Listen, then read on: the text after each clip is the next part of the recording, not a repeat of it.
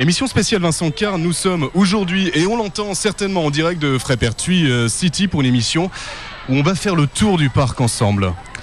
Effectivement, on a l'habitude d'y venir, j'ai envie de dire chaque année, depuis moultes années maintenant. Et autour de la table, nous aurons bien sûr Patrice Florent, le directeur du parc, accompagné de notre acolyte Frédéric Beck, qui sait tout sur le parc. Vraiment, on peut essayer de le piéger, à mon avis, c'est lui qui nous piégera.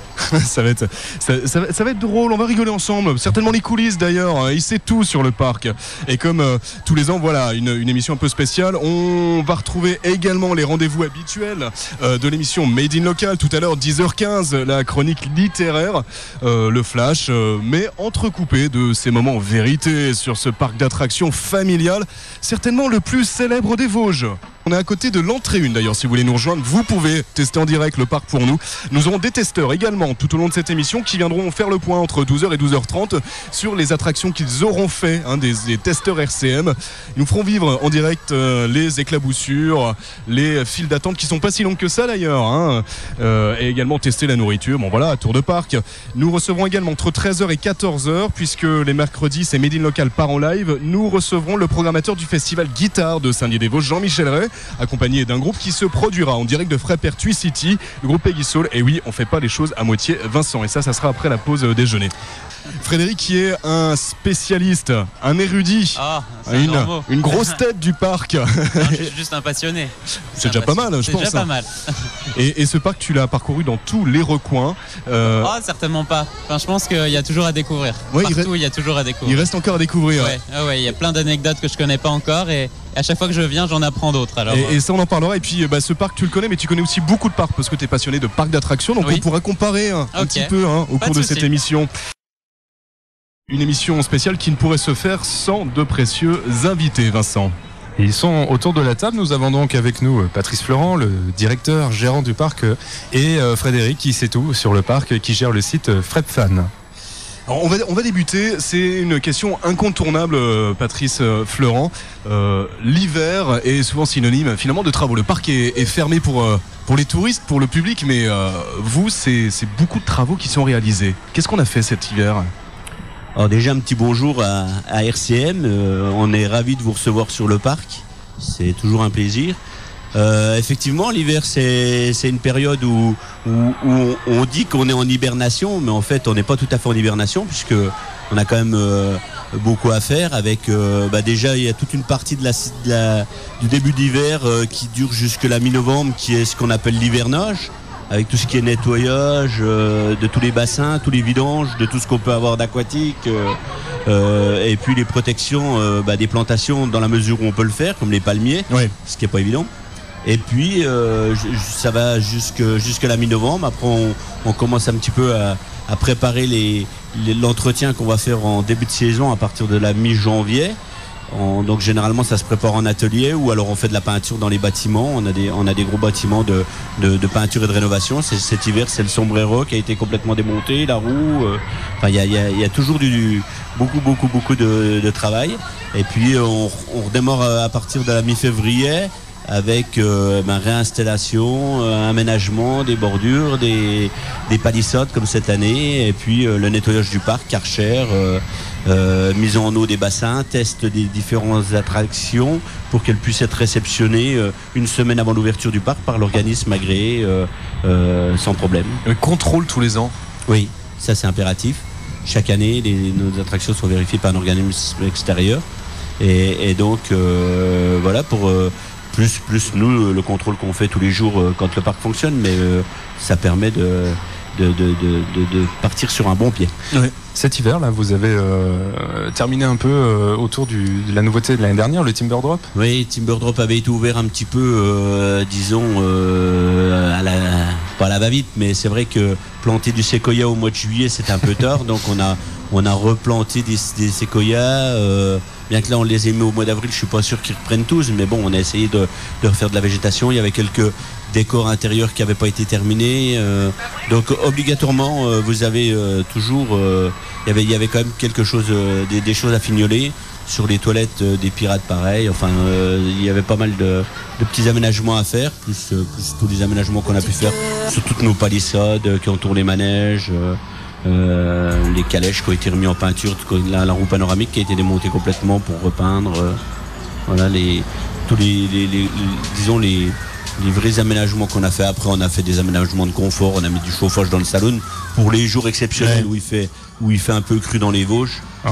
Pour l'instant, on n'en a pas rencontré puisqu'il y a toujours fait froid, mais le jour où il va faire cru, ça va être efficace.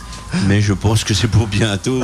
Le RCM va m'amener le soleil pour le reste de la saison. Donc bien entendu. En tout cas, déjà là, heureux de vous recevoir. On l'a avec nous, le soleil. Il est dans la voiture. Oui, on va aller le chercher parce que là, pour l'instant, déjà, on n'a pas le plus, c'est bien. Et vous pouvez nous rejoindre d'ailleurs, vous auditeurs, si vous ne savez pas quoi faire aujourd'hui, venir avec vos enfants parce que le mercredi, c'est un peu aussi la journée des enfants à Frépertuis City. Il y a beaucoup de groupes qui viennent. Ben là, en fait, c'est un petit peu la fin de saison pour tout ce qui est association de foot, de catéchisme. Donc le mercredi, ben voilà, c'est la journée où d'habitude ils font leur activité. Là, ils la font au parc. Et donc effectivement, là, dans cette fin juin, on a quelques groupes des associations. Puis on a aussi un petit peu de famille qui commence. Alors plus avec les grands-parents qu'avec les parents, puisque les parents travaillent encore. Mais on a quand même des gens qui prennent leur mercredi, les mamans qui travaillent pas. Donc voilà, qu'on reçoit avec plaisir. Donc comme le soleil va se lever, ils vont passer une bonne journée, parce qu'en plus il n'y aura pas grand monde dans le parc. Ça va être très fluide, donc ça va être agréable, j'espère. Et d'ailleurs, vous ouvrez donc les mercredis en ce moment. Vous allez seulement ouvrir tous les jours là prochainement. Et vous êtes ouvert depuis avril, donc quelques jours par semaine. C'est une gestion un peu particulière, puisque le parc est fermé la majorité du temps, mais il faut qu'il soit propre, ouvert, grand public, 1 ou 2 jours par semaine. C'est une gestion quand même. Bah disons que c'est aussi c'est une gestion. On a la chance d'avoir un personnel qui est assez jeune, donc qui est scolarisé. Donc de ce fait, ils sont présents quand le parc est ouvert. C'est vrai que s'il fallait être ouvert tous les jours, on serait obligé d'avoir un autre personnel aussi à temps plein.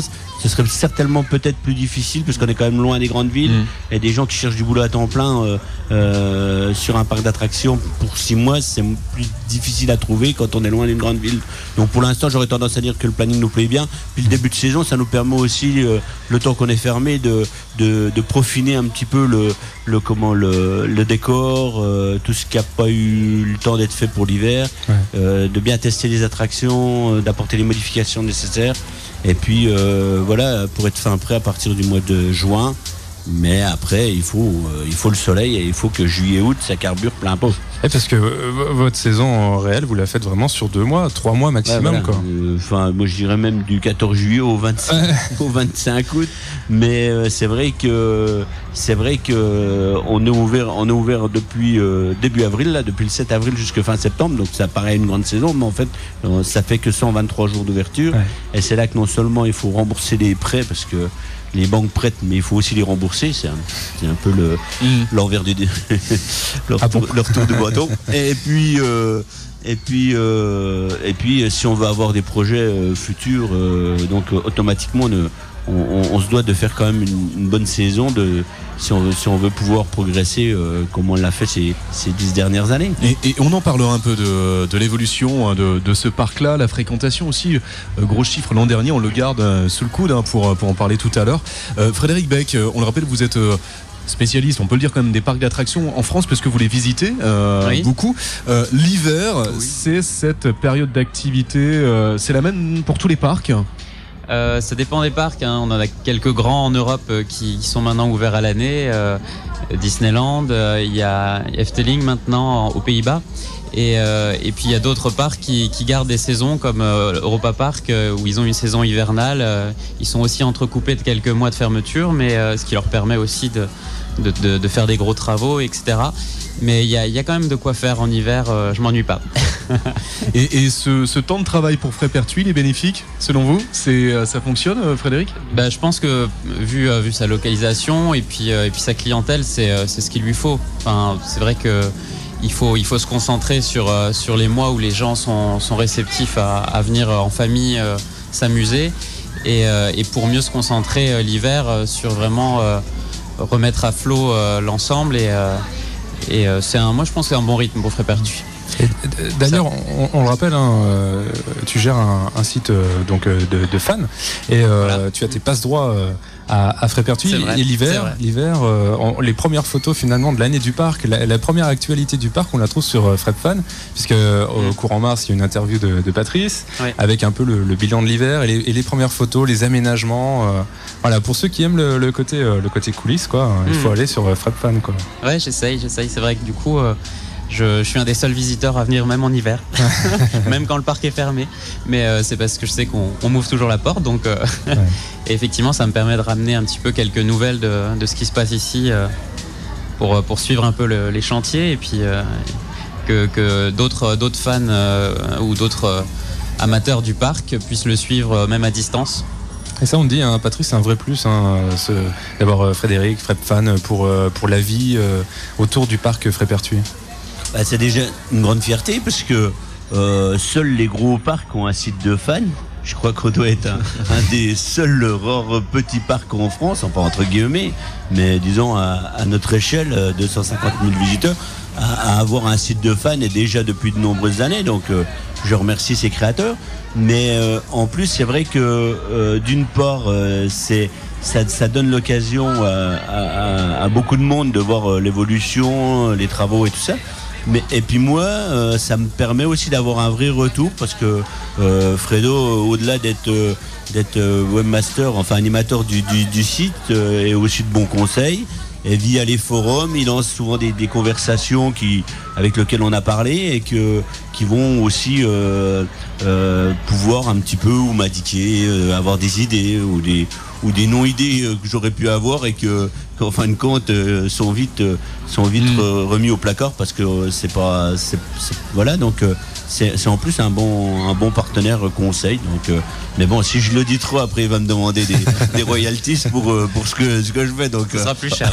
Et voilà, on va monter, donc on va laisser comme ça. Mais c'est vrai que on est très fiers de FrepFan et franchement félicitations à ceux qui l'animent, que ce soit via le site ou via le blog, le forum et Facebook aussi, puisque Fredo s'occupe aussi de Facebook avec sur toutes les dernières technologies, les réseaux sociaux. Ils sont plus en avance que nous. Il faut dire que nous, on est toujours dans le western, donc on encore. Donc voilà, on laisse la nouvelle génération nous aider. Et les fans, d'ailleurs, parlons d'actualité. Les fans vont se retrouver bientôt au parc. Ah bah c'est imminent. C'est imminent. C'est samedi. On a la rencontre du site FrepFan qu'on a organisé, qui a lieu donc ce samedi.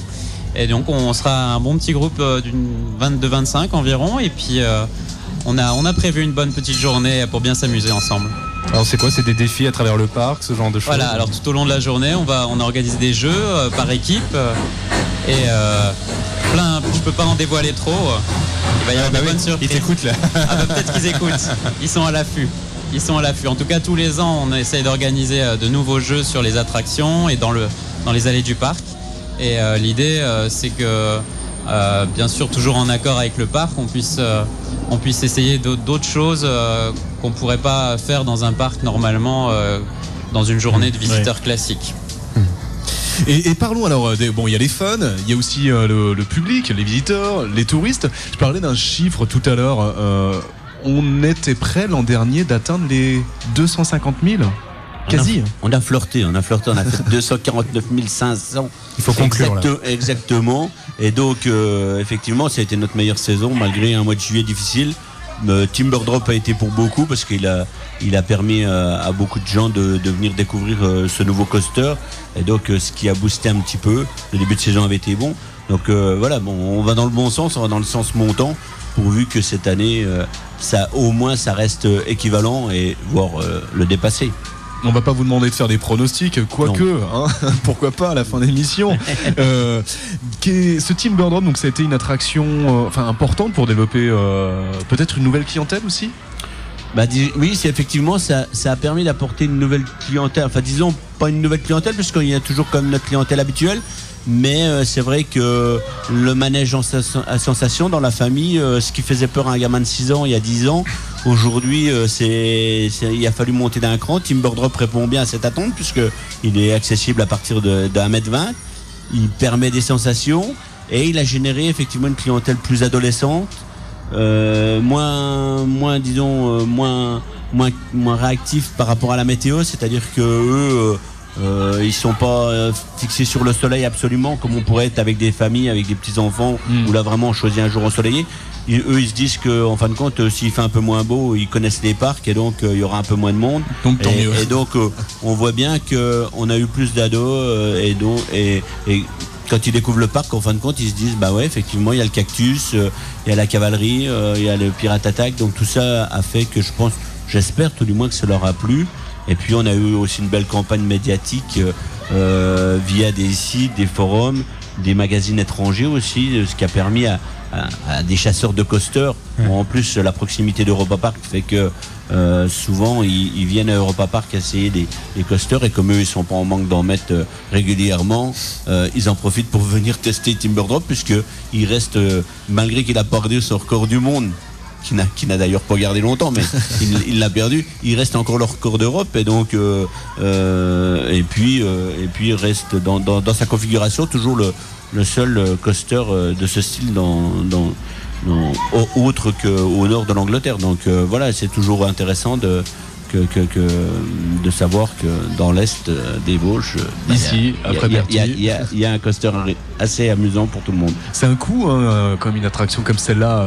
Vous misez en décidant de mettre en place un coaster? On risque surtout, mais bon, le risque fait partie aussi de notre rôle d'entrepreneur. Et puis je pense que c'était nécessaire. Bon, maintenant on est très content des retombées que ça a, et je pense que en général tous les sondages qu'on a pu faire sont unanimes sur le type qu'il fallait, quoi. Ni trop ni pas assez. Bien proportionné à la taille du parc, qui rentre bien dans notre gamme tarifaire aussi par rapport au prix d'entrée. Moi, je pense et j'espère que nos visiteurs sont contents. Il est ouvert mi-juillet, donc c'est pour ça qu'en plus cette année on va profiter un petit peu de ce coaster pour travailler sur les deux saisons. Et puis voilà, en espérant qu'il soit bon. Mais c'est vrai que le pari était gros, puisque l'investissement était plus que le pari encore. Le plus gros investissement jusqu'ici. Il y a eu Pirate Attack et après il y a eu Timberdrop. Et là, ça a été le double. Et là, c'est 2 fois, presque 3 fois Timberdrop. Et l'avantage aussi de cette attraction, c'est qu'elle prend peu de place au sol. À Frépertuis, le sol est... c'est-à-dire qu'on peut difficilement garder le décor naturel joli et en plus avoir beaucoup de place. Donc, comme le décor naturel se bouge pas comme ça, on essaie de trouver des attractions assez compactes. Timberdrop répond bien à cette attente, mais voilà, bon, on aurait pu installer d'autres coasters plus vastes en le faisant passer. On arrive toujours, quand on veut, on peut. Simplement que la configuration nous plaisait bien, et donc non, je pense que voilà, ça peut être assez intéressant. Comment ça se décide, le choix de telle ou telle attraction? Comment ça se passe? C'est vous en parlez en équipe? En fait, là, c'est plus un coup de foudre réel, en passant devant une vidéo dans un salon. J'avais déjà approché le constructeur une fois pour un autre type de coaster. Là, on est lors d'un salon professionnel. Il y a eu un vrai coup de foudre. En plus, je le visitais en famille avec mes sœurs, et puis qui sont co-gérantes avec moi. Et puis mes beaux-frères, on a trouvé ça sympathique, et puis je suis allé le voir au nord de l'Angleterre en première équipe, donc je suis allé le voir tout seul avec mon épouse. J'ai testé, alors que je suis pas un fan de ce genre de manège, je suis un petit peu le peureux de la famille. Mais bon, il fallait bien que je le teste. Et puis après, j'ai envoyé la deuxième génération, enfin la deuxième équipe avec mes neveux enfants, où là ça va de 1m97 à 1m50, donc ça permettait de voir aussi le confort dans les voitures et tout ça. Donc ils sont allés tous là-haut. J'avais organisé un petit circuit avec le test de 3 coasters dans différents parcs, et puis pour avoir leur impression. Mais bon, ils étaient tous unanimes pour avoir apprécié El Loco dans l'autre parc, mais le Timberdrop chez nous, ils l'ont tous apprécié à sa juste valeur. Donc voilà, après il y a plus qu'à, enfin c'est pas le plus facile, mais il y avait plus qu'à signer à signer le bon de commande. Et c'est bien que vous le reprécisiez, c'est une histoire de famille, hein, Frépertuis City. Hein. Oui, c'est c'est une histoire de famille de par sa création, sa gestion aujourd'hui, puisque les 3 sœurs et moi-même sommes les gérants du parc. Avec chacun son secteur, la restauration, les boutiques, la communication personnelle et puis la maintenance. Et puis aussi on retrouve cet esprit dans le personnel aussi, puisqu'on a la deuxième génération des gens qui ont travaillé pour le parc. Aujourd'hui leurs enfants viennent travailler aussi en tant qu'opérateurs, quoi. Donc ça reste un parc familial pour la famille, géré par la famille, et puis voilà, bon, c'est l'esprit qu'on veut garder, et puis on espère que ça plaît aussi à nos visiteurs, cet esprit familial, quoi. Et si on peut revenir juste sur le début de l'aventure, moi je l'ai découvert il y a quelques temps. 1966, finalement c'était j'ai pas connu évidemment, c'était un étang, on pêchait des truites, il y avait l'auberge. Ça a démarré comme ça. Voilà, c'est ça. Ça a démarré comme beaucoup de parcs d'attractions démarraient, en fait. Un restaurant, et puis après une plaine de jeux. Et puis il y a eu l'étang rapidement avec la pêche à la truite, où on pouvait manger de la truite, soit la manger sur place, soit l'emporter. À l'époque, les poissonneries n'existaient pas, on pouvait pas avoir de poissons frais. Voilà, là c'était de la truite de qualité, c'est de l'arc-en-ciel. Et puis on a les poneys. Et puis le thème est venu parce que mon père était passionné de Lucky Luke, donc on était parti sur le western avec Lucky Luke. Ouais. Bon, le bois était quand même quelque chose de facile à trouver, pas cher. Les constructions étaient assez faciles à faire. On est dans un secteur où quand même c'est assez facile de trouver une scierie. Donc voilà, le thème est parti comme ça. Et puis la passion de Lucky Luke a fait que on est vraiment parti sur le Far West. On a quitté Lucky Luke après parce que le parc devenait de plus en plus gros. Et donc pour éviter ces royalties. Oui, l'idée, ouais, il y avait quand même les royalties, hein. C'est pas que voler de ses propres ailes. Ouais. Ça avait un coût quand même d'utiliser cette image. C'est-à-dire qu'à l'époque, comme on était petit parc, elle n'était pas déclarée, quoi. Voilà, le logo était le slogan, et puis après, c'est sûr que avec le nombre de visiteurs et la communication aujourd'hui qu'on fait à travers le corps nord-est, c'est sûr que si on était resté sur le thème de Lucky Luke, on aurait été obligé de verser des royalties. Et puis il y aurait eu un coût. Et puis en plus, il y a certainement d'autres parcs qui ont déjà la propriété. Ouais. Donc voilà, c'était pas. Bonne idée, Frédéric, de se détacher de l'image de Lucky Luke. Ils ont réussi très bien à s'adapter et à créer du coup leur propre mascotte avec Billy. Donc maintenant, moi c'est vrai que du coup, finalement Lucky Luke n'est pas resté très très longtemps et Billy a été là en majorité, donc je pense que pour la plupart des gens le cow-boy de Frépertuis maintenant reste est l'unique, quoi. Après pour plein de gens ça restera un cow-boy, alors que ce soit Lucky Luke ou que ce soit Woody de Disney, c'est un cow-boy. En tout cas Frépertuis a le sien, c'est Billy, et on peut le rencontrer dans le parc de temps en temps. Et on peut trouver des petits clins d'œil quand même au passé. Je crois qu'on peut trouver les Danton quelque part. Tout à fait, oui. Mais bon, on ne dit pas officiellement, hein, mais. Il faut chercher, hein. On va laisser chercher un peu. Ouais. C'est quel était l'élément déclencheur, Patrice Florent, vous avez dit ça y est, on part dans l'aventure parc d'attractions, on fait quelque chose. Je pense que c'est l'évolution qui a fait, l'évolution des parcs dans le monde, qui a fait aussi que, mes parents au début, pour mémoire, mon père avait envie de faire du loisir, donc il savait qu'il y avait un créneau à prendre. C'était en 66, il faut se remettre quand même à l'époque.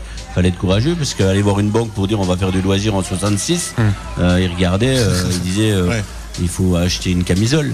Mais donc de ce fait, il a un petit peu commencé avec la pêche à la truite en tant que pisciculteur. Ce qui lui a permis d'avoir des prêts pour faire des bassins, mais au lieu de faire des étangs de truite, il s'en servait pour acheter une plaine de jeux, pour faire un train, pour acheter des poneys. Et puis voilà, et puis après nous après les années 80 où les parcs sont devenus quand même avec l'arrivée de Mirapolis, l'arrivée de beaucoup d'autres parcs, on a décidé de faire un droit d'entrée, puisqu'à l'époque le parc était gratuit, on payait au manège. On a décidé donc de mettre un droit d'entrée, et suite à ça, on a investi dans les attractions, et puis on a été dans le courant porteur des parcs d'attractions en France comme en Europe, comme beaucoup de places dans le monde entier. Et aujourd'hui, c'est combien d'attractions Frapertu City? On compte environ une trentaine d'attractions, plus ou moins importantes, mais toujours dans l'esprit famille, c'est-à-dire qu'on essaye de toujours où on alterne, où on essaye que l'attraction convienne à tout le monde. Et Frédéric, en quelle année le parc est devenu payant avec une entrée? Alors j'ai un doute, mais c'est dans les années 80, je dirais 88. Mais j'avais un doute. Bonne réponse. Il y a tellement de dates à connaître, c'est pas facile. Tous les ans il y a du nouveau, alors... On a dit qu'on réussirait pas à le piéger.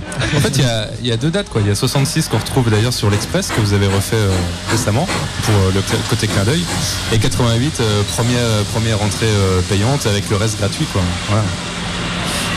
Ce que je propose éventuellement, Vincent, c'est un peu de musique. Un peu dans une minute, il va y avoir l'info. Bah oui, c'est vrai, arrive bientôt 11h. Ouais. On le rappelle pour les auditeurs qui nous rejoignent sur les ondes d'RCM, la radio locale de Lunéville à Saint-Dié-les-Vosges. Eh bien, nous avons quitté nos studios. Nous sommes partis au Far West, plus précisément Frapertu City, à Frapertu, pour vivre une journée de parc d'attractions avec le responsable du parc qui parlait tout à l'heure, Patrice Fleurant, et Frédéric Beck à nos côtés pour les coulisses. On fera le tour des attractions d'ailleurs ensemble, peut-être voir un petit peu les spécificités de chacune. Nous aurons également un panel qui a testé les attractions pour nous. Ils seront en direct entre 12h et 12h30. Et puis un des rendez-vous, Vincent, c'est le live tout à l'heure à partir de 13h. Ouais. Effectivement, du live avec un groupe que tu connais bien, qui va œuvrer prochainement. D'ailleurs, on va en parler dans le cadre d'un festival. Festival Guitare. Et le programmateur du festival sera à nos côtés. Et nous sommes toujours en direct de Frapertu City, le Far West vosgien, le plus célèbre parc vosgien d'ailleurs, certainement. Frédéric ne dira pas le contraire. Le plus célèbre parc vosgien? Ah, des Vosges, c'est sûr. Le seul, l'unique. Des Vosges, c'est l'unique. Non, il y a aussi d'autres lieux de loisirs dans les Vosges. On a la Bresse, où il y a aussi, c'est pas un parc d'attractions, mais c'est un parc aventure qui est vraiment sympa aussi. Enfin, dans tous les coins de France, on trouve toujours de quoi s'amuser. En tout cas, moi je conseille à tout le monde de venir au moins tester une fois à Frapertu, et puis je suis sûr que ça leur donnera envie de revenir. Et c'est vrai que dans ce parc, vraiment ce qui respire aussi, c'est cette proximité, cette intégration même avec la forêt, quoi. C'est sûrement un des parcs les plus ombragés, je pense. Ah, on est pas mal ici. Ouais. On est pas mal pour une journée vraiment détente, dans un cadre sympa. C'est un joli parc, c'est vrai. On est loin des parcs bitumés que tu as pu croiser. Moi, j'imagine que ça existe. Donc là, il y a vraiment ce côté forêt, quoi. Oui, ils entretiennent le caractère vosgien du coin. Avec les fameuses pierres rouges qui sont dans le secteur. La légende qui dit que c'est ce qui aurait aussi donné l'idée au parc de faire du Far West. Et le train qui passe. Alors on peut même c'est le train de 11h11. Ouais, c'est le 11h11. Et on peut vous dire qu'on se prend même cette fumée est réelle. Tout y est, tous les ingrédients du Far West y sont. Patrice Fleurant, le succès là de Frapertu, ce succès a débouché sur un prix là en 2004, meilleur parc familial français. C'est quoi, c'est une fierté pour vous? Oui, c'est une reconnaissance. Alors ça avait été fait lors d'un salon européen des manèges qui s'était déroulé à Paris. Et puis alors c'était fait avec un site italien et un site français. Et ils décernaient à l'époque un petit peu des awards selon les thèmes. Donc voilà, pour nous c'est toujours une fierté, mais bon, au-delà des reconnaissances, c'est vrai que ce qui est important, c'est aussi plus encore la vie de nos visiteurs. Et on essaye quand même de la mesurer via les sondages, via la boîte à suggestions, discuter avec les visiteurs aussi, parce que tout n'est jamais parfait. Et souvent, quand on est de l'autre côté du bar, on voit pas ce qui se passe toujours devant. Donc c'est aussi intéressant d'avoir leur avis, quoi. Et quel serait le plus beau compliment qu'on ait pu vous faire côté visiteur? Qu'est-ce qui a pu vous surprendre un jour? Je pense que dans notre métier, on a des surprises tous les jours.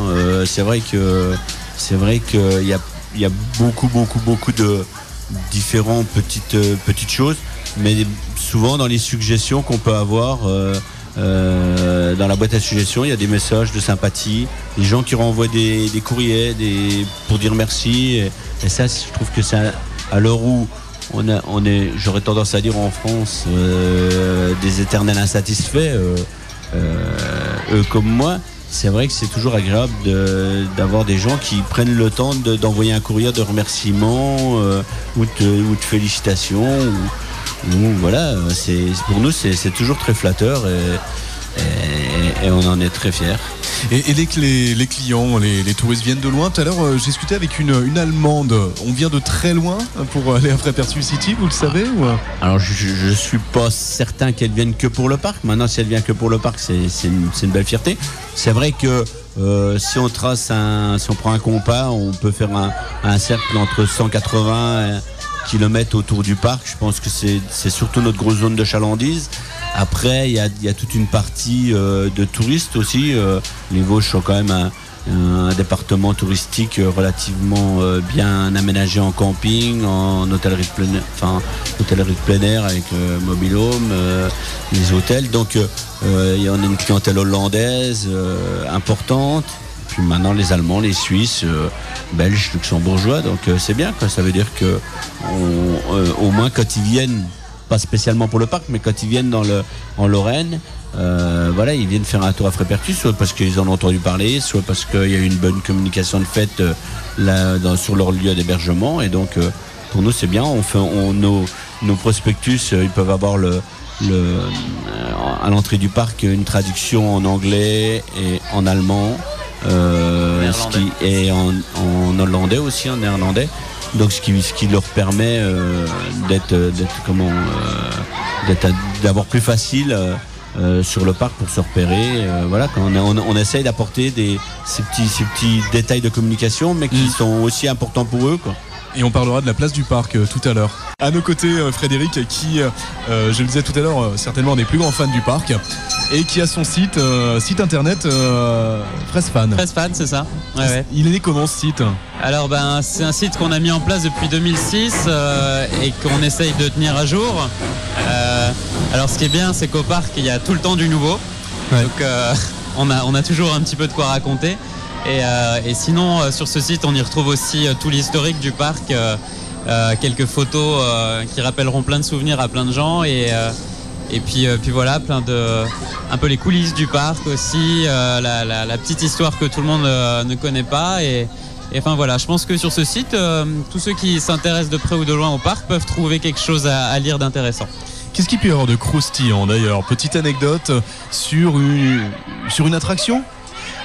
De croustillant, je sais pas, c'est difficile.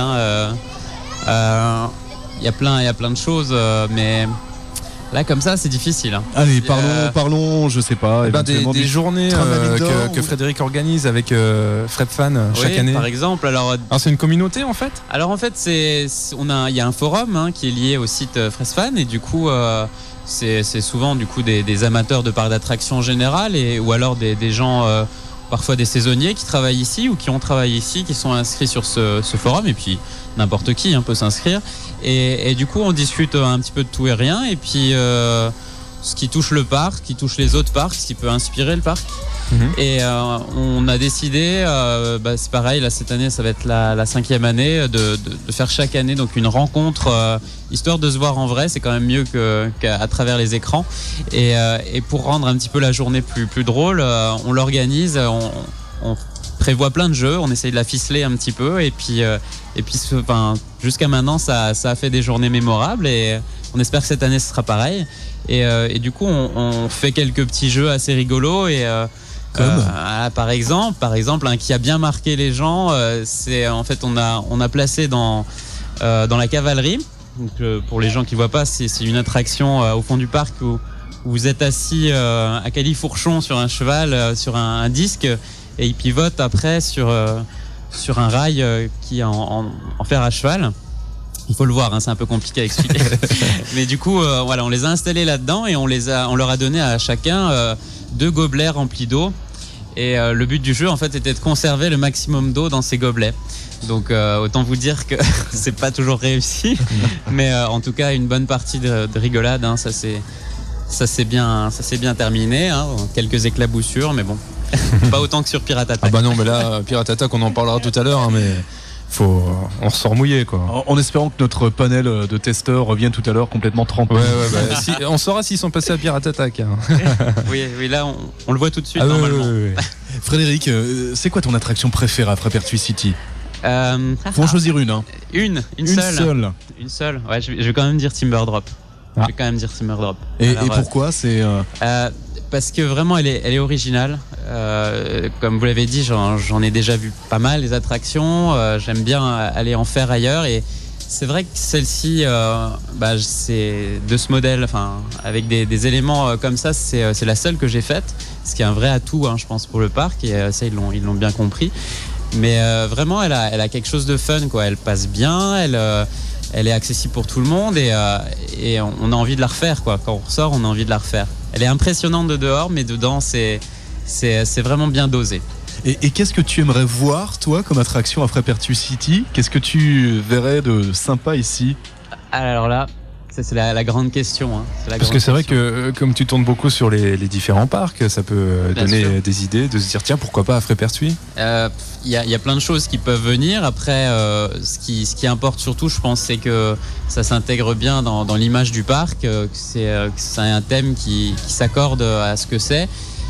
C'est pour ça qu'une attraction comme par exemple les bisons rusés qui sont des autotamponneuses, ça aurait pu être quelque chose d'assez moche et d'assez classique. Et là en fait le fait que ce soit en bison dans une petite grange, ça s'intègre parfaitement au parc, les enfants adorent, les familles sont tout le temps autour. Enfin, il faut une attraction c'est bien, mais c'est tout ce qui l'englobe qui va la rendre vraiment indispensable au parc. Et du coup, ça peut être plein de choses. Ça peut être des chaises volantes, ça peut être des attractions un peu plus à sensation, une tour géante. Hein. On peut imaginer des tas de choses. Après, il faut aussi arriver à doser pour toute la famille. Oui. Il faut qu'il y en ait pour tout le monde. Et c'est vrai que ça, j'apprécie aussi de venir de temps en temps en famille avec des petits, parce qu'on voit le parc différemment que quand on vient entre amis du même âge. On voit qu'il y a besoin de toutes ces attractions et qu'un parc d'attractions, c'est ça, c'est plaire à tout le monde et que tout le monde passe une bonne journée. C'est certainement le point fort de Frépertuis City, cet aspect familial. Il y en a pour tout le monde et puis on le revisite, comme tu le disais, en fonction de avec qui on se retrouve, entre copains, en famille, avec les enfants. C'est plus la même journée. Pour l'heure, c'est Patrice Florent, gérant responsable du parc, qui est avec nous, et puis Frédéric, le plus grand fan de Frépertuis City, qui nous parle des coulisses. Et oui, on le dit, non, faut pas rougir. Oui, non, mais il n'y a pas que moi, Et toi, tu le fais savoir.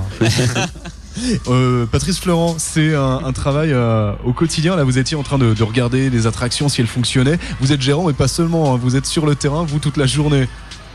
C'est-à-dire que je pense qu'il faut... on a un devoir de qualité vis-à-vis de nos visiteurs, et c'est vrai que j'aime pas quand il y a des petits problèmes techniques, et si je peux apporter ma contribution, parce que quand même ça fait quand même 30 voire 44 ans que je suis là, puisque je suis né ici. Mais bon, ça fait quand même 25 ans que je suis pas mal, donc souvent les pannes sur les manèges sont souvent les mêmes, proviennent du même truc, donc c'est plus l'habitude qui fait que si je peux apporter ma contribution, et puis de toute façon, étant gérant administratif, je deviens responsable du parc, et donc il faut que même s'il y a un problème, il faut agir rapidement pour remettre en route rapidement, ou alors si on fait descendre les gens d'un manège, que tout soit fait en toute sécurité, et puis remettre en route le manège le plus rapidement possible, de façon à ce qu'ils puissent en profiter, quoi. Et à Frépertuis City, il y a beaucoup de corps de métiers différents pour l'entretenir, le faire vivre. Des menuisiers, Alors, il y a des menuisiers, il y a mécaniciens, il y a jardiniers, paysagistes. On essaye on a tous les corps de métier sur place, quoi, puisque nous on est en activité en été, et on est en activité aussi les dimanches. Donc si on passe par des entreprises externes, Le risque est que quand il y a un problème, on ne sache pas le dépanner nous-mêmes. Tandis que là, en matière d'électricité, en matière de mécanique, voilà, tout est géré en interne et puis voilà, donc on essaye de faire ça bien, quoi. Et parlons des menuisiers. Finalement, vous seriez capable, vous, de construire une maison avec votre savoir-faire. C'est vous qui avez tout construit, les décors, une bonne partie du parc. Pas moi personnellement, mais les menuisiers, effectivement, c'est eux qui construisent tout. C'est les hommes de bois de Frépertuis et franchement, ils font du bon boulot. Les personnes qui font le terrassement aussi, le béton, les peintures, chacun dans son domaine est bon. Et puis tout ça rassemblé fait qu'on essaie de faire des choses à peu près bien, quoi. Et les jardiniers ont également, c'était en 2004 à l'ouverture d'une attraction, les jardiniers ont créé un véritable jardin, un potager. Exact, c'est dans le hall d'Américain, puisque en fait les camions sont thématisés vieille ferme. La gare est une vieille ferme et donc on a notre petit poulailler avec de vraies poules qui nous rapportent quelques œufs de temps en temps. Et puis pour terminer l'aménagement de tout ça, tous les ans il y a un jardin, alors qu'il y a un jardin décoratif, puisque le jardinier le fait pour la décoration, donc il veut même pas qu'on consomme de ses produits. Donc les salades sont belles, mais elles sont pas faites pour être mangées. Donc, mais ça permet de thématiser l'attraction dans le style du parc. J'ai une petite anecdote du coup par rapport à ce jardin. Le jardinier m'a confié que cette année, en fait, il a planté du maïs, mais pas n'importe quelle variété, puisqu'il a été chercher une variété qui s'appelle Sequoia, en clin d'œil à Timber Drop. Sinon, il m'a aussi dit qu'il avait régulièrement des tomates de type Cherokee. Il aime bien faire le petit clin d'œil. Alors c'est sûr que là, pour le coup, pas grand monde le sait. Et maintenant, voilà, ça se sait. En tout cas, voilà, même les jardiniers, ils jouent le jeu, ils sont dans le thème. On pousse le souci du détail.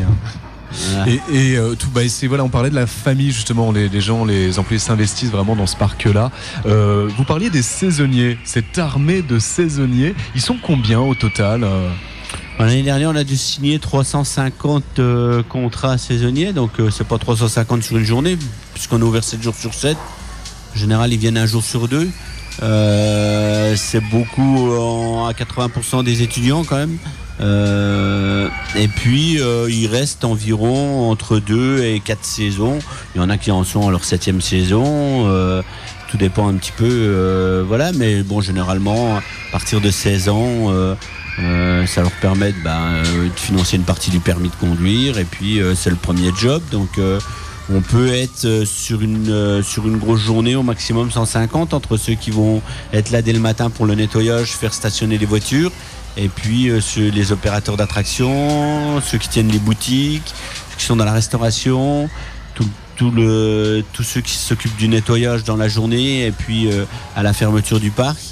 Donc c'est une petite ville qui vit chaque jour avec tous les corps de métier différents, puisque dès le matin, les réparations pour les menuisiers, la vérification, tout ça fait ça grouille comme ça pendant 3 mois, pendant 6 mois, mais surtout les 3 mois intensifs.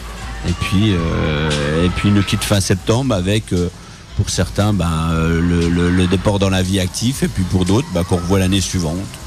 Vous disiez, vous tâchez de conserver ces gens-là d'une année à l'autre s'ils le peuvent, parce que ils ont été formés. Il y a cet esprit de. C'est surtout s'ils le veulent. Après, nous on reforme, mais généralement c'est vrai que a priori depuis le temps qu'on a des saisonniers et qui reviennent par la suite, on garde ça comme des très bons souvenirs, des très bonnes expériences, parce que alors c'est vrai que ça impose aussi une rigueur de travail, quoi. Ils ont des responsabilités, c'est sérieux.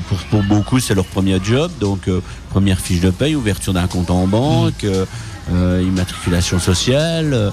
Donc c'est vraiment le pas à l'étrier, disons, comme on pourrait dire dans le western, le premier pas à l'étrier, mais qui le rapporte vraiment.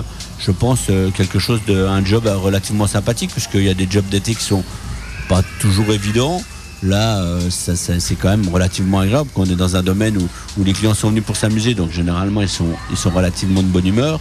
Et donc on essaye nos saisonniers y contribuent pour beaucoup, puisqu'on a beaucoup de félicitations sur l'accueil que nos visiteurs reçoivent. Et ça, on y tient beaucoup, quoi. Donc on insiste là-dessus, sur le sourire, sur le côté attentif qu'ils peuvent avoir vis-à-vis des visiteurs. Et je pense que c'est une école parallèle à l'école normale, mais qui est une bonne école, parce que on est aussi rigoureux sur ce qu'ils font et comment ils le font. Donc automatiquement, c'est vraiment et puis c'est les responsabiliser, hein. Quand on conduit une attraction, on est responsable quand même de l'attraction qu'on conduit, quoi. Même si aujourd'hui toutes les attractions sont faites pour être il faut toujours rester attentif. Un enfant, c'est pas, il décide d'aller à droite, il repart à gauche sans savoir pourquoi. Donc il faut savoir anticiper. Donc voilà, c'est l'école de la vie. Et là, pour la saison en cours, vous recrutez, ou ça y est, vous avez déjà tout votre personnel? On a, je crois, la personne qui s'occupe a une liste d'attente de peut-être encore 400, 300 ou 400. Donc on recrute plus, puisque c'est vrai que en fait, chaque année, souvent, alors que je vous dis, on a la deuxième génération aujourd'hui. Les parents ont travaillé pour mes parents. Aujourd'hui, c'est les enfants, mais il y a le frère, la sœur, et puis après il y a le cousin. Donc il y a un bouche à oreille naturel qui se fait. Ça vient aussi de plus en plus loin.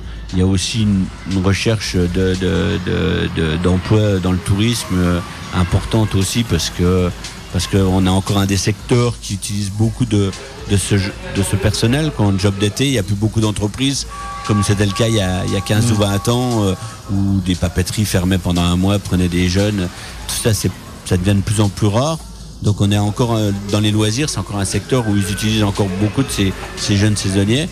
Et eux, ça leur permet de financer, d'améliorer peut-être leur confort de vie pendant l'hiver, où ils vont avoir les études, quoi, parce que c'est pas facile pour personne. Et puis aujourd'hui, les parents ont peut-être plus de difficultés à les aider. Non, puis je pense que vraiment, on n'a pas de problème de recrutement, quoi. Bon, alors ce qui permet aussi une bonne sélection, mais voilà, quoi. On va quitter ces emplois pour une caverne d'Alibaba où reposent de vieilles machines. Pareil que vous avez un entrepôt quelque part. Alors c'est pas au parc même où il y a les anciennes attractions qui sont stockées, ou c'est également votre là où vous entretenez, vous fabriquez. Il y a peut-être même des prototypes. On en parle de cette caverne. Elle existe réellement?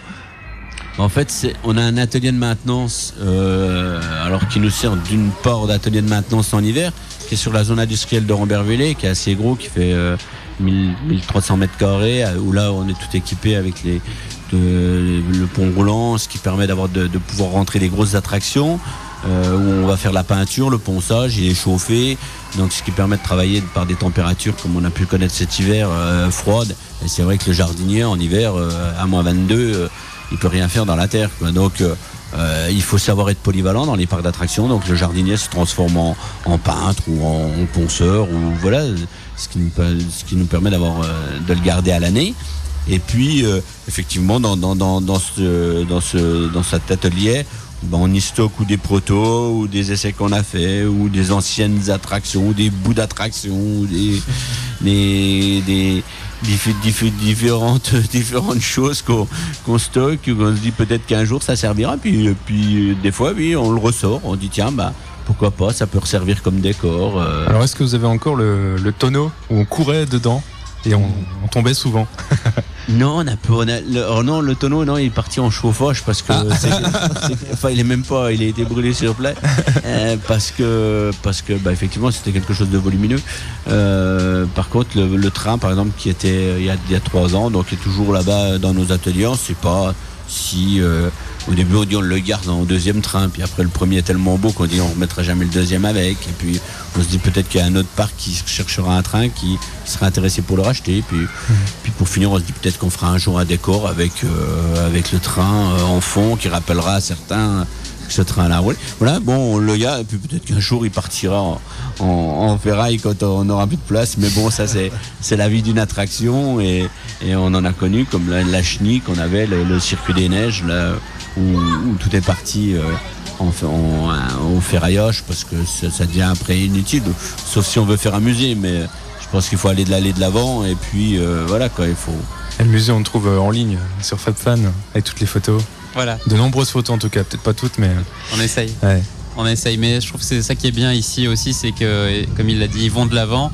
Ils n'hésitent pas parfois à se séparer d'anciennes attractions. Alors certes, on les aime tous, on voudrait tous les garder, mais pour avancer, voilà, il faut aussi savoir se renouveler, et ça ils savent le faire, quoi. Ne pas hésiter à se séparer parfois, mais le calcul est toujours fait et c'est maîtrisé. Mais il y en a quand même un qui fait de la résistance. Oui, Je l'ai pas vu cette année, mais on en parle du gorille. toujours là. Il est toujours là. Il est toujours là. Il s'éloigne. Il a sauté la barrière. Maintenant, il est derrière la balisonne, mais il s'éloigne. C'est vrai que je pense qu'un jour, il va prendre un autre envol, alors, ou sur un autre parc, ou alors il à la ferme des gorilles. Il va aller en retraite, mais ouais, celui-là depuis le début, enfin depuis presque le début de l'entrée payante, peut-être. Je sais pas à quel moment, mais parce qu'en fait, au début, c'était plus un support de communication quand on faisait des salons. Et donc, c'est pour ça que c'était pas non plus vraiment dans le thème du parc. Oui. C'était plus quelque chose pour faire connaître le parc, parce que effectivement, quand on faisait des salons professionnels, disons, comme la Foire de Nancy, où on voyait un gorille il doit faire 7 ou 8 mètres de hauteur dans les tondeuses à gazon, ça attirait automatiquement les visiteurs à venir près du gorille, et on profitait de l'instant pour donner le prospectus de Frépertuis City. Donc c'était déjà une forme de communication un peu spéciale, mais qui marchait, parce que certains le trouvaient beau, certains le trouvaient moche, mais ça n'a rien à voir avec l'esprit western du parc. Donc c'est pour ça, je pense que on va bientôt lui trouver une retraite dans un parc qui serait peut-être plus approprié, puis que certains peut-être contacter s'en serviraient bien dans un petit parc. Il y a encore beaucoup de petits parcs en France, justement, qui recherchent ce genre de décor ou d'attraction, et donc voilà. En tout cas, il survit encore c'est cette année. Le repos du gorille actuellement, c'est ça. qui est dans le parc. Avoir un parc d'attractions dans l'Est vosgien, handicap ou atout selon vous, Patrice? À double tranchant, disons, parce que effectivement on a à mon avis, à mon goût, la Rolls-Royce des parcs d'attractions, qui a à moins d'1 heure de Frépertuis. Donc ce qui fait que notre clientèle est assez commune, tout du moins tous les gens qui viennent chez nous, une grande partie ont visité Europa Park. C'est pas réciproque, mais la qualité de ce parc fait que automatiquement la barre est haute, quoi, puisque comme on a une clientèle commune, il faut pas faire n'importe quoi, et donc ça nous oblige à maintenir une bonne qualité de prestations et d'attractions. Après, ça a un avantage, c'est que comme c'est un beau et gros parc, les gens peuvent venir de très loin pour aller à Europa Park, de toute la France maintenant, ainsi des pays comme l'Allemagne, comme la Suisse, et profitent aussi que Frépertuis, quand c'est des gens qui sont un peu comme nous, des chasseurs de parc. Parce qu'un chasseur de parc comme nous, c'est 8 jours de vacances, et c'est 9 parcs minimum. Fredo, c'est 15 parcs minimum en 8 jours de vacances. Non, quand même pas, faut en profiter. Mais moi, j'ai un rythme, je suis un peu plus âgé, donc j'en fais que 9. C'est vrai que, voilà, quand on fait un parc, on essaie aussi de chercher quel autre parc on pourrait faire. Et donc, ça, à mon avis, ça apporte quand même un peu de clientèle qui va à Europa Park. Et puis après, on peut aussi être très fier quand on fait une attraction comme le Pirate Attack, par exemple, qui a été une attraction qui a été vendue donc par Mac, les propriétaires non seulement du constructeur, mais aussi du parc Europa Park, et qui est arrivé à Frépertuis en 2009, et qui est arrivé un an après à Europa Park en 2010. Ça fait que les visiteurs qui sont communs, quand ils arrivent à Europa Park, ils disent tiens, ils ont fait la même que Frépertuis. Donc d'un côté il y a cette fierté. Voilà. Bon, après je pense que chaque parc a sa différence. Nous, c'est l'attente aux attractions, le prix d'entrée qui est différent d'Europa Park. Donc de ce fait, voilà, on joue pas du tout sur la même. C'est ni un concurrent, c'est vraiment, on est complémentaires, mais c'est vrai que ça nous oblige à avoir une grande qualité quand on voit le nombre d'investissements qu'ils font chaque année, avec voilà, ça met la barre toujours plus haute, parce qu'après on nous dit faudrait pas qu'on nous dise on préfère aller au Europa Park parce que pour le prix on a beaucoup plus d'attractions. Là ils savent que pour le prix effectivement il y a beaucoup plus d'attractions là-bas, mais comme il y a beaucoup plus de monde, il y a aussi beaucoup plus d'attentes, donc sur une journée voilà. Mais moi je suis le premier à conseiller quand je discute avec des visiteurs, je leur dis c'est un parc qu'il faut quand même aller visiter parce que c'est un très beau parc. Donc voilà, c'est vraiment c'est bien d'habituer aussi les visiteurs à aller dans les parcs, et on le voit, hein. Moi quand je discute avec des visiteurs, ils font le tour des parcs français comme étrangers, et c'est des gens qui viennent que pour les parcs d'attractions. Et l'idée de travailler ensemble sur la communication, vous y avez déjà pensé ?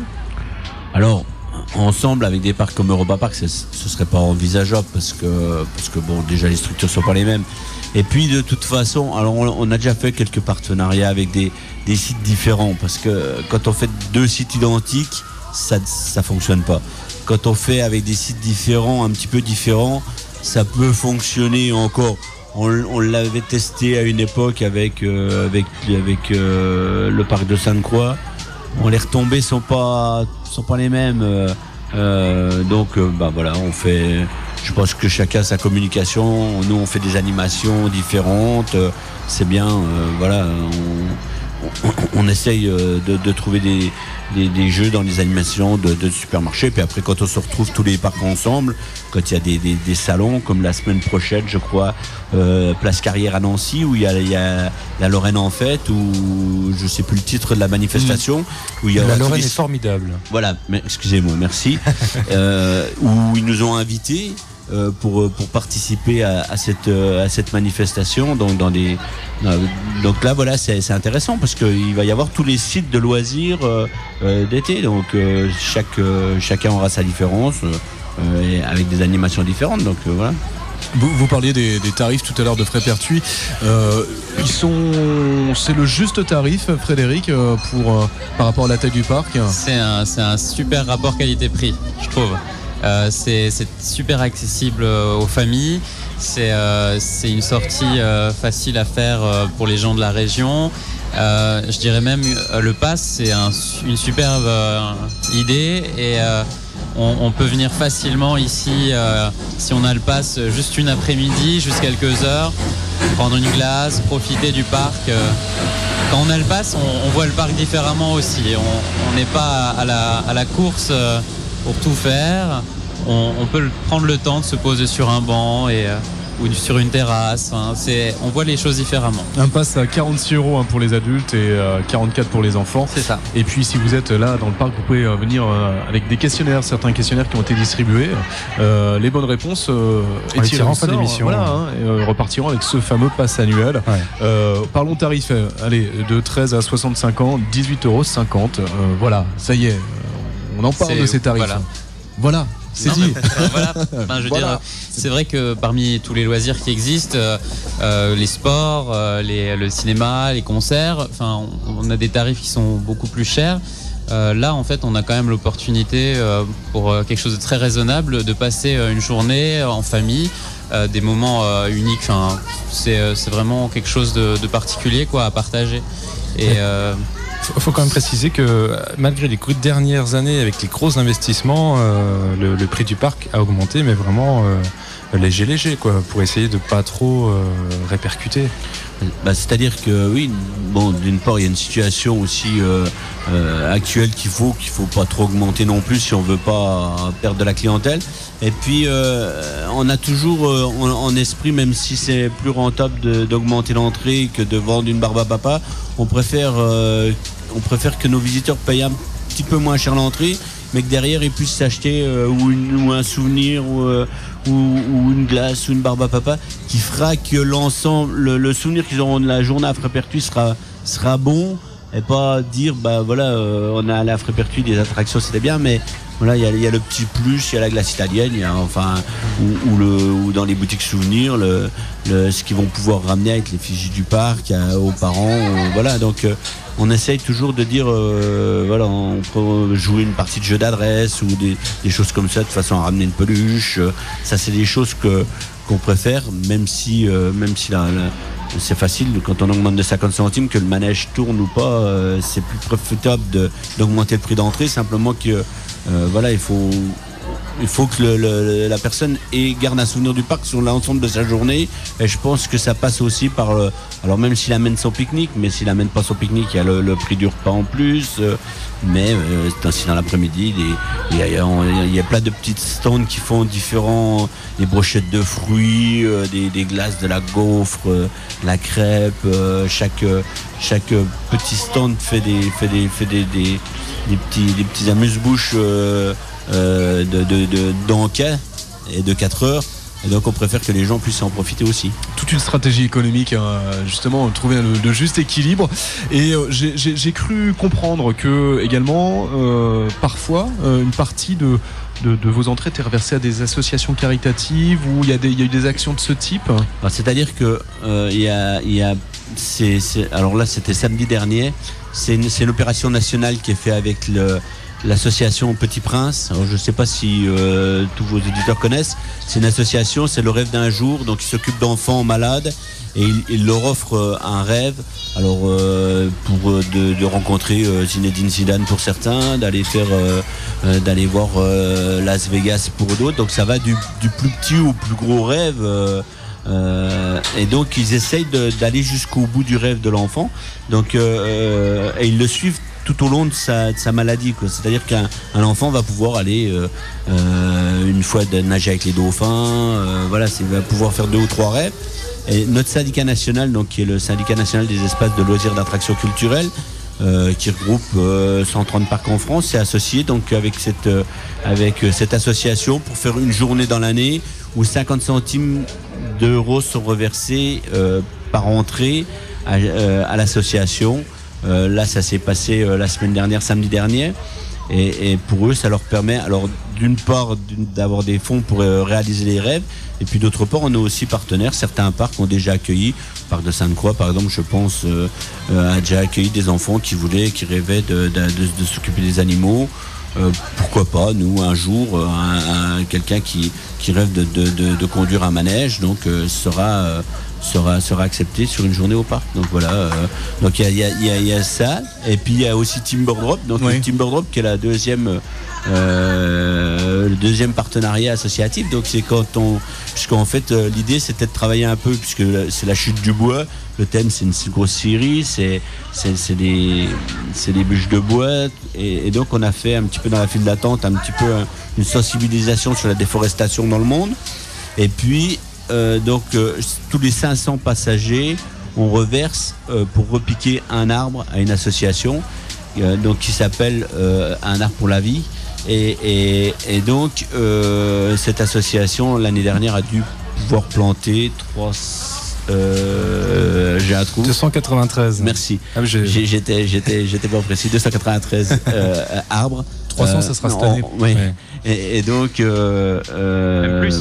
puisque c'était le deal, c'est pas de dire on achète un arbre. Le deal, c'est de dire pour qu'un arbre puisse être à maturité, enfin puisse être autonome, il faut s'en occuper pendant les 3 premières années. Et donc, il s'occupe non seulement de l'arbre, mais aussi de payer quelqu'un pour l'arroser, acheter la mule, puisque là, en l'occurrence, c'est dans un pays étranger. Et donc, on a versé pour 293 arbres pendant 3 ans. Voilà, les actions menées également par Frépertuis. On peut peut-être aussi repréciser un site internet. Il existe le site internet de Frépertuis. Il est relativement simple d'ailleurs, frépertuis-city.fr. Voilà, il y a toutes les infos sur le parc, les attractions, les tarifs et les attractions. On en parlera juste après la musique avec notre panel d'auditeurs RCM. Ils sont 3, 4 à avoir essayé pour nous ce matin plusieurs attractions attractions. Alors juste, j'ai trouvé évidemment les infos sur les arbres, je ne savais pas par cœur. Dans le petit journal, le retour du petit journal dans le parc, il y a eu quelques essais. Là, ça va prendre une... C'est-à-dire qu'en fait, il y avait le grand journal qui présentait d'une part le plan du parc et les menus qui étaient plutôt en format, disons, de A3, mais qui n'était pas très facile pour le plan du parc. Donc on l'a tenu pendant 10 ans, je crois. On a arrêté. Et on a arrêté une année. On a mis en place à l'époque un plan pocket, donc pour qu'il soit plus facile pour les visiteurs s'orienter qu'ils avaient dans la poche. Et on trouvait que c'est quand même regrettable de ne plus avoir ce journal. Mais comme c'était pas très facile, très pratique, on l'a ressorti sur une autre version. Donc là, c'est la 2e édition, qui est le petit journal, effectivement, qui est plus petit, mais qui traite des sujets comme Timber Drop, comme les associations, comme tout ce qui se passe, un peu l'actualité du parc tout au long de l'année et qu'on reporte sur l'année suivante, mais qui a un petit peu quelque chose aussi de bien particulier à Frépertuis, tout du moins en France, par rapport à la taille du parc, mais on en est très fiers. Je trouve que c'est assez intéressant. Bon, les gens ne le lisent pas sur le parc, mais après, ça informe l'IA. Voilà, il est donné à l'entrée du parc, avec le petit plan. Voilà, avec le plan du parc. On vous parlait d'un panel d'auditeurs RCM qui a fait quelques interactions ce matin. Donc à nos côtés, nous avons Lieven. Bonjour Lieven. Bonjour. Et Charlotte également. Et puis également le groupe Peggy Soul qui a participé, qui est derrière, qui s'installe. Alors, verdict, une matinée à Frépertuis City entre 10h et 12h. Qu'est-ce qu'on fait d'intéressant ? Et comme on est arrivé tôt, on a pu faire pas mal de choses. Alors, on a commencé par le Pirate Attack et malheureusement, on était tout seul. Alors, le but du truc, c'est de s'arroser. Donc, on va y retourner cet après-midi quand il y aura une horde d'enfants prêts à nous attaquer. On va peut-être y aller avec les copains aussi, je pense qu'il y a moyen de bien délirer. Après, on a continué dans l'eau, on a enchaîné avec les bûches, donc le flume. Moi, j'adore ça, moi, je suis un fan de bûches. Ensuite, on a été faire les bottes, le truc qui tourne pour se sécher. Ensuite, c'est peut-être pas prévu pour d'ailleurs. Ça marche. S'il y en a qui veulent essayer, ça marche. Ensuite, on a fait le blizzard, le truc qui monte, parce que bon, on avait encore le petit déjeuner, on n'a pas voulu attaquer trop fort avec le bateau pirate. La mine d'or, petite promenade tranquille, le canyon. Donc là, on accélère un petit peu. Et puis ensuite, le petit train, pépère. Voilà. Et nous voilà maintenant. C'est une matinée. On l'a joué tranquille. Voilà. Donc il y a le train qui va très vite avec une inclinaison record apparemment qui va arriver, je pense, pas tout de suite après manger, mais peu de temps après. Et puis il nous reste bateau pirate, plein de choses quoi. Timber Drop, c'est ça, tout à l'heure. Après manger. Pas tout de suite. Il a l'air d'aller vite, puis il y a une descente qui est assez pentue. Beaucoup de monde, pas mal d'enfants ce matin. Là ouais, maintenant. Quand on est arrivé tôt ce matin, ça commence à se nourrir. Et puis là, je vois qu'il y a de plus en plus de monde et qu'ils ont tous l'air de s'amuser. Bon, des fois, nous on fait un peu grand. On trouve sur les attractions. Ils nous regardent en disant, ils sont pas un peu grands eux, pour être là. Voilà. Mais en fait, non, on s'amuse tout à fait autant qu'eux. Et on voit qu'eux s'éclatent. Et on y trouve son compte, quel que soit l'âge. Oui. Yevon, quel âge ? 30 ans. C'est moche. J'ai dit que j'adorais les bûches. Et les barbes à papa, ami. Voilà. Non, mais on s'amuse, ouais. C'est vrai. As-tu retrouvé, avant de venir, tu nous disais qu'il y avait on va dire, un édifice clé de Frépertuis City, le gorille. On en parlait effectivement. Ouais. J'y vais à chaque fois que je viens et je fais une photo avec. Ça me rappelle mon enfance. Quand t'allais à Épinal, tu passais devant et à chaque fois tu t'obligeais tes parents à s'arrêter devant le gorille pour voir le gorille. Et on avait marre. Donc depuis tout petit, voilà. Ça et rechercher de l'or dans le tamis. C'est aussi, je devais avoir à peu près 150 médailles d'or. À l'époque, je dois avoir un record personnel étant enfant. Par contre, la roue a disparu, celle où on pouvait se blesser les genoux. Ah oui, on en a parlé, elle a terminé dans la cheminée. Ça, c'était drôle. J'aimais bien aussi. Voilà. Belle destinée, finalement, terminée en bois de chauffage. Mais on récupère, on le disait tout à l'heure, il y a des éléments qui ont été récupérés pour d'autres attractions. Des attractions qui ne servent plus, eh bien, on les utilise pour des éléments de décor. Et ça, on le sait grâce au site également de Frédéric qui recense sous ce genre d'informations. Le site Fresphan, ce sont les fans de Frépertuis City. Autre atout, alors là, c'est à la radio, c'est un peu dommage qu'on puisse pas non plus te voir, mais il y aura peut-être les photos sur le site internet. Lieven, si tu étais choisi dans le panel auditeur, c'est vrai que j'ai pris une photo, c'est flagrant quand même. C'est que tu ressembles à Billy la mascotte. D'ailleurs, on va essayer de la trouver. Effectivement, ça fait 2 ans que les gens me disent comme ça, tu me fais penser à quelqu'un. Je sais pas, je suis rentré dans la ville de Saint-Dié, j'ai vu une affiche, un truc, je sais plus exactement, mais tu me fais penser à quelqu'un. Donc maintenant, je leur réponds oui, la mascotte de Frépertuis. Tu trouveras un chapeau. Tout à fait. Donc ça fait 2 ans que ça dure, c'est bon, c'est plaisant. Voilà, effectivement. Tout à l'heure, j'ai fait une photo, on la mettra peut-être en ligne si on a la possibilité, parce qu'il y a un jeu de 7 différences là-bas, entre 2 Billy dessinés. Donc je me suis incrusté sur l'image. Donc j'inviterai les gens à faire les 7 différences avec le faux et le vrai Billy. Voilà, on vous a présenté un petit peu ce parc-là, les coulisses aussi avec nos invités. Enfin, c'est plutôt nous qui nous sommes invités, il faut aussi se l'avouer. Avec Patrice Florent, qui est le gérant de ce parc-là. Et puis Frédéric, animateur du site de fans de Frépertuis. Beaucoup de bus aujourd'hui. Oui, beaucoup d'associations, pas trop d'individuels, parce qu'effectivement les individuels, eux, se fient plus à la météo. Le bus, c'est prévu de longue date, donc voilà, les visiteurs viennent quand même. Mais bon, si ça peut éviter d'avoir la grippe, c'est aussi bien. Ils gardent quand même un autre souvenir du parc qu'une grippe. Parce que malgré tout, on a la vue sur les bumpers. Je regardais, c'est bien rempli. Hein, les gens. Alors, Pirate Attack, je sais pas, mais. Ils n'hésitent pas à jouer le jeu, quoi. Les jeunes sont courageux quand il s'agit de se détendre, donc les bumpers, Pirate Attack, si ça fonctionne. Puis en plus, Pirate Attack, il y a le séchoir à la sortie. Ils peuvent toujours aller dans le séchoir pour faire sécher le personnage et les vêtements. Et vous, Patrice, on vous a vu aussi courir tout au long de ces 4 heures. Ah oui, il y a on toujours a quelque chose à faire. Toujours quelque chose à faire. Surtout aujourd'hui, je sais pas si c'est l'avenue d'RCM qui fait que je suis beaucoup sollicité. Alors bon, au moins vous pouvez prouver que je travaille. Je vais pouvoir me reposer maintenant pendant 2 mois. Mais non, c'est vrai qu'aujourd'hui c'est un petit peu chaud. Il y a quelques petits micro soucis sur les manèges, mais voilà, il faut aller à droite, à gauche, surveiller. Il faut que ça reparte. Ça redémarre, il faut que les gens, quand ils repartent ce soir, disent on a passé une bonne journée, et donc voilà, c'est pour ça je lâche rien jusqu'à 17h. Et toujours sur le qui-vive, que ce soit vous, vos techniciens. Ouais, non, tout à fait. Surtout qu'il y en a un apparemment que la nuit va s'annoncer longue, donc autant se préparer, se mettre en condition en jambes dès maintenant, bien qu'on soit fermé encore les 2 jours qui viennent. Mais je crois qu'on va pas perdre de temps, puisque le problème de ces manèges, c'est que souvent c'est étranger. Le temps de bien localiser et d'avoir la pièce. Mais on fait tout ce qu'il faut faire, et s'il faut descendre en Italie cette nuit ou demain matin, on y descendra. Mais le manège sera de toute façon opérationnel samedi 10h, quoi qu'il nous en coûte. Et là ça va être la saison de pleine ouverture, hein. Ça va commencer là. Oui, ça va être à partir donc là encore la semaine prochaine, où il y a 2 jours de fermeture, et puis après à partir de samedi prochain, donc c'est plein pot. Plein pot, mais pas question tarif, ça reste les mêmes. Alors, on ne change rien. Des infos à prendre sur le site frépertuis-city.fr. Il y a toute la programmation. Et aussi Frépertuis, alors on y vient en voiture, mais pas seulement. Je crois qu'il y a aussi des opérations qui sont mises en place. Donc en fait, on a 2 navettes. On en a une au départ de Lunéville qui se fait juillet-août.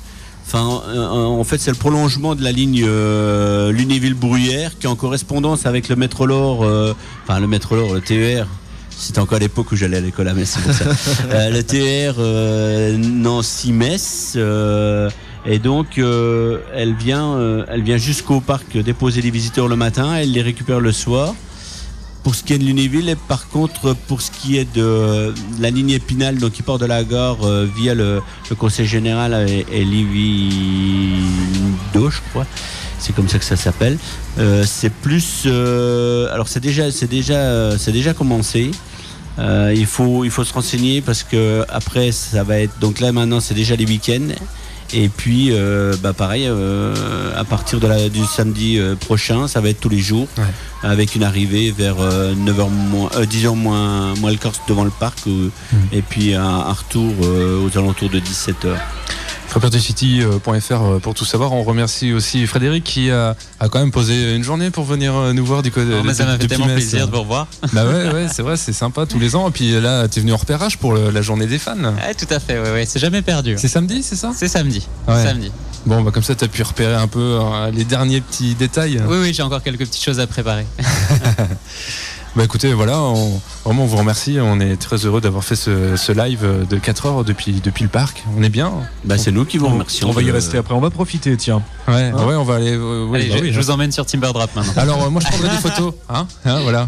Parce que moi je suis le perro de la famille aussi. Voilà. Très bon après-midi à tous au son d'RCM et encore merci pour avoir participé à cette émission un peu spéciale.